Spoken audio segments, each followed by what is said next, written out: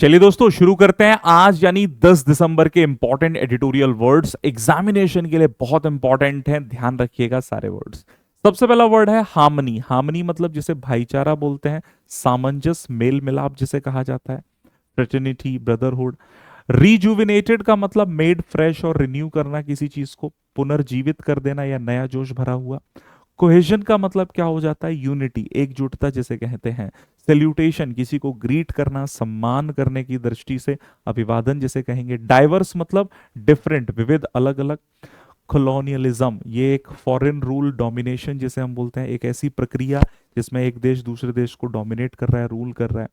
Partition का मतलब biased कहते हैं, जैसे हम लोग वन साइडेड, पक्षपाती, है ना। डाइट्राइब, डाइट्राइब का मतलब होता है बिटर वर्बल अटैक, कड़ी आलोचना, ठीक है, वर्बल रूप में।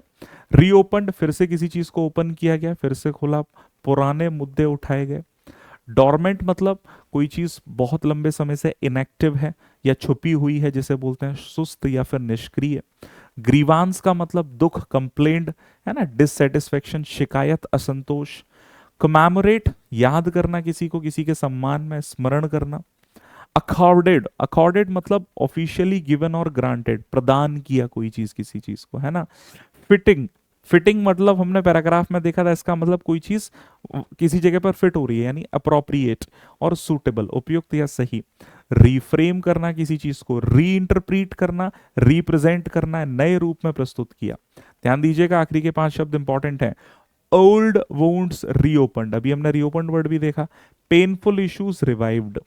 सोड द सीड्स ऑफ, बिगिन और इनिशिएटेड, किसी चीज को फिर से मतलब किसी चीज को शुरू करना, बीज बोना जिसे बोलते हैं।